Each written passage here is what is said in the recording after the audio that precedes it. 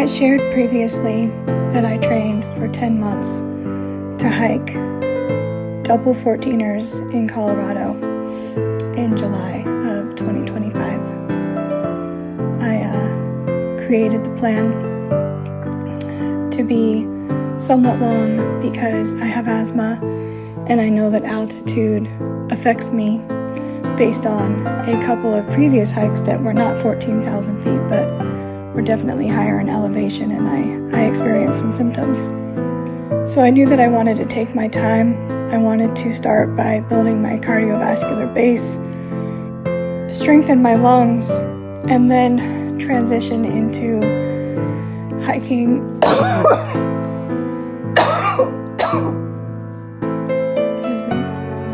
more frequently and higher and longer distances, which take more time, and then also progressing into more gear, with also the long-term plan of incorporating some backpacking after I summited in Colorado.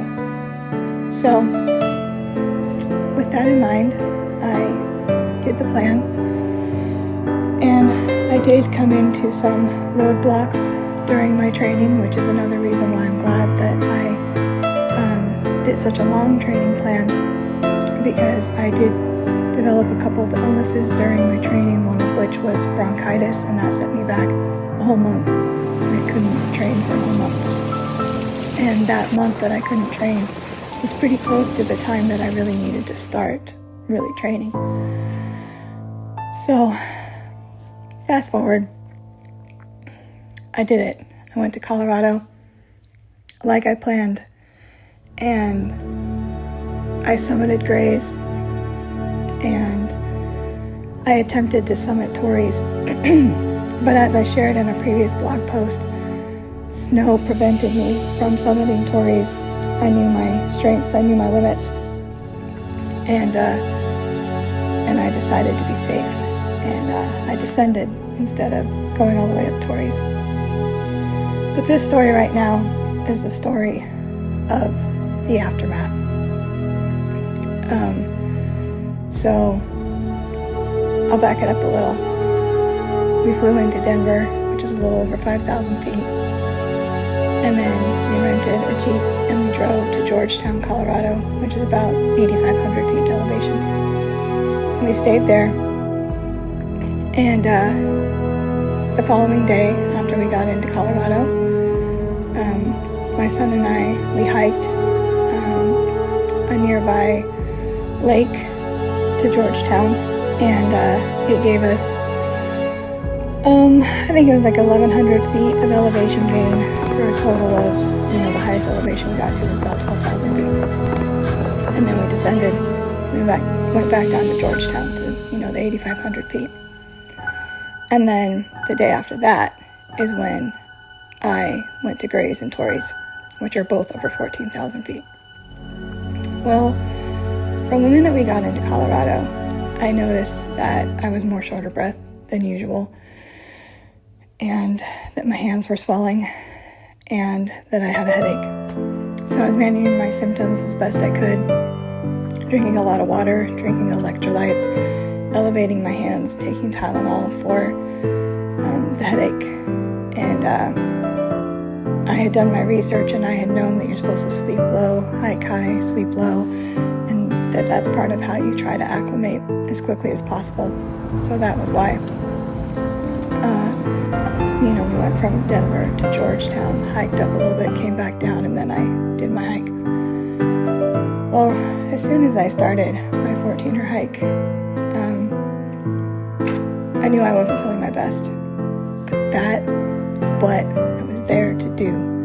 I went to Colorado to hike these two 14ers. I had trained for it. I had planned for it. I had taken the vacation for it. I had paid for it. And darn it, I was going to do it. So long as I was safe, I was going to do it. I didn't feel good, but I knew I could do it. And I had to take a lot more breaks than I intended on. Everything got worse. My breathing was I was really short of breath. I had a really bad headache. I felt very sluggish, very fatigued. I hit that adrenaline high when I summited Gray's. Came back down, was feeling pretty good, but as soon as I started trying to summit Torrey's, I could feel it coming back. I could feel how tired I was, how much my head hurt, how short of breath I was. And that's part of why I decided to turn around the snow, because I knew I didn't have the mental or the physical capacity to try to tough that out. And I'm glad. I have no regrets that I made the decision to descend. And then I got done with the hike, and I really didn't feel good. I decided to eat, rest, take a bath, drink water and electrolytes. But the headache just continued to get worse. I just generally continued to feel worse. So I told my son, hey, I think I need to go to the doctor. So we went to urgent care. They couldn't see me at urgent care. I said I had to go to the hospital. So I went to the hospital. And they agreed that it sounded like I was experiencing acute altitude sickness based on my symptoms. So they ran blood tests. They did a CT scan, EKG. My blood test came back showing that I had slightly elevated troponin levels, which is an enzyme that the heart secretes for multiple reasons. It can be when someone's having a heart attack or has had a heart attack or is in danger of having one. When the heart is under strain, the levels that my troponin was at in correlation with the symptoms I was experiencing and the fact that my EKG was normal and my CT scan of my lungs was normal in my heart, they decided that my heart had been straining because I had been operating on 80% oxygen and went on that hike. And so my heart was overcompensating, trying to pump oxygen through my body with less oxygen than it needed. And I kept going.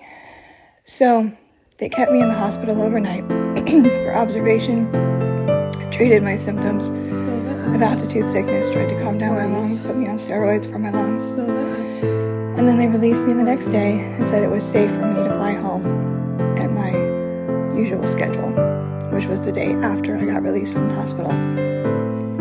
So, we explored Denver after that carefully. I rode a scooter so I didn't have to walk. And, my symptoms just kind of continued, and I'm still very short of breath. I cough a lot. Headache is gone. So, today is now 3 days post-summit, and I went to the doctor again to do follow-up. My doctor sent me back to the hospital. They did the whole workup all over again, and they said that I am out of the woods as far as the dangers of altitude sickness, but I am now feeling the residual effects of my body trying to recover from that. So it's good news that medically I am okay. It is frustrating to be so short of breath and to be struggling. My body doesn't even feel sore. It's all in my lungs. And I'm really tired, just so tired. And so I've been reassessing. And I will hike a 14er again. I want to go back to Colorado every summer and hike at least one 14er every summer. And so I've been thinking about what I need to do to get my lungs stronger, continue to get my body stronger. Altitude is always a variable that you do not have control over, but there are things you can do to try to minimize the impact. So that is what I'm going to do. I'm recalibrating, I'm adjusting, I'm analyzing what I did right, I am analyzing what I could do differently, and I'm creating a new plan. And I'm going to do it. I know what I'm going to do, and I'm going to do it. And I am not going to allow this to defeat me, because hiking is something that I love to do. It gives me clarity. It gives me peace. It helps me grow as a person, as a woman, as a coach, as a woman of God. I connect on so many levels, and I just can't fully describe to you what it does for me. And I will find a way to continue to do it, even if I have to adjust. And so I just wanted to share this with all of you. I wanted to be honest about the impact, the aftermath of this hike. And just encourage you that if something really means a lot to you, if you run into barriers, you run into roadblocks, you run into obstacles, whatever you want to label that, unless it is God or the universe or higher power, what you believe in,